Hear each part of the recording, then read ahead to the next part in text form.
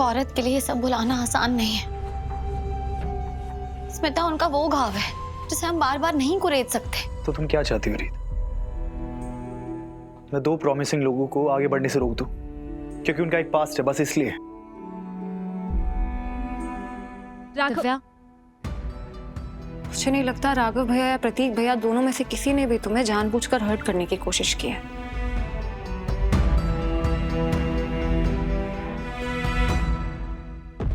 Lecture देना बहुत आसान है बिग सिस्टर नो, पर जिस पे बीतती है दर्द उसे ही महसूस होता है। क्या कर रही है आप दिव्या भाभी? इतनी मुश्किल से, इतने प्यार से और मेहनत से आपने अपनी शादी बचाई और अब ऐसे बर्बाद क्यों कर रही हैं उसे? रहने दो रीत, तुमने भी मुझे धोखा ही दिया है, मुझसे झूठ ही बोला है। क्या बोल रही हैं आप? क्या हुआ है? ज्यादा भोली मत बनो रीत। होली वाले दिन तो तुम बहुत बड़ी बड़ी बातें कर रही थी कि स्मिता होली में नहीं आएगी, किसी फंक्शन में नहीं आएगी। तुम मुझे समझती हो? ये बताना भूल गई कि प्रतीक और स्मिता एक ही ऑफिस में काम कर रहे हैं। क्या? ओ प्लीज, मैं मान ही नहीं सकती कि तुम्हें नहीं पता था। भाभी मुझे नहीं पता था। हाँ, मैंने नहीं बताया क्योंकि ये छोटी सी बात थी। छोटी सी बात? ये आपको छोटी सी बात लग रही है राघव नो? मेरा पति और मेरी सौतन एक ही छत के नीचे काम कर रहे हैं, साथ में रंगरलियां मना रहे हैं, ये आपको छोटी सी बात लग रही है? क्या बकवास कर रहे हो दिव्या तुम? मैं कोई रंगरेलियां नहीं मना रहा और उससे बात तक नहीं करता। मैं ऑफिस में अजनबी की तरह रहते हम। सच में?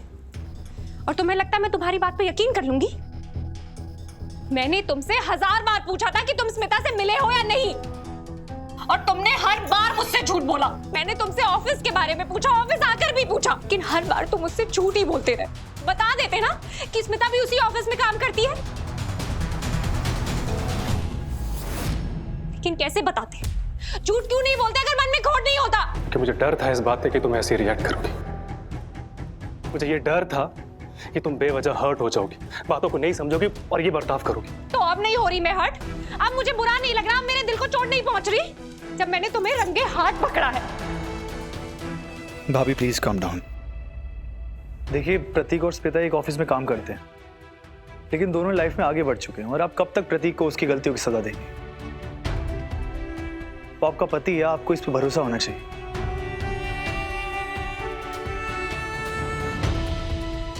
इंटरेस्ट में भाभी, अगर मुझे लगता है ये लोग कनेक्टेड हैं तो मैं पहले ही प्रतीक को ऑफिस से बाहर निकाल देता। लेकिन जब से स्मिता ने ऑफिस ज्वाइन किया, ये लोग एक कैबिन में भी नहीं बैठते।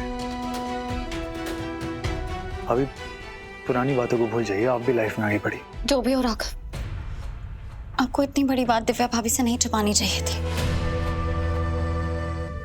एक औरत के लिए ये सब बुलाना आसान नहीं है। स्मिता उनका वो घाव है जिसे हम बार बार नहीं कुरेद सकते। तो तुम क्या चाहती हो रीत? मैं दो प्रॉमिसिंग लोगों को आगे बढ़ने से रोक दूं क्योंकि उनका एक पास्ट है, बस इसलिए?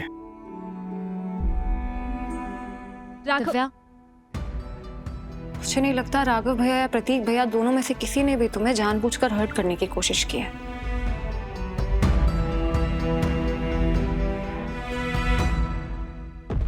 लेक्चर देना बहुत आसान है बिग सिस्टर नो, पर जिस पे बीतती है दर्द उसे ही महसूस होता है।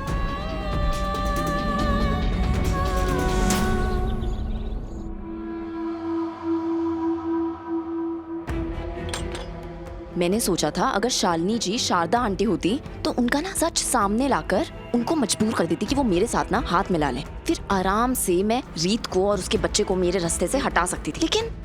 लेकिन वो तो कुछ कबूल ही नहीं कर रही हैं। पता नहीं आखिर है कौन वो। ध्रुव?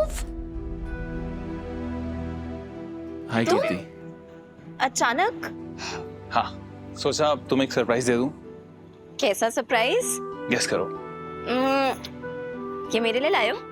हाँ, बट ऐसे नहीं। कौशल्या आंटी आएंगी, उनके सामने बताऊंगा। आंटी, आंटी बाहर आइए। आंटी। अरे दामाद जी, आप सब ठीक तो है ना? सब ठीक है आंटी। एक्चुअली मैंने पंडित जी से बात की और हमारी शादी की तारीख पक्की हो चुकी है। इसी वीकेंड का शुभ मुहूर्त है। अच्छा। आंटी